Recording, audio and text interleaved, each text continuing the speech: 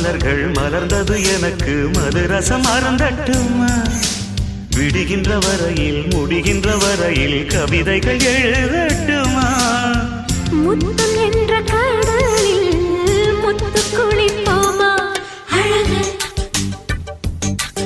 அழகு ஓ நீ நடந்தால் நடையழகு அழகு நெருங்கி வரும் இடையழகு அழகு வேலெறியும் விழியழகு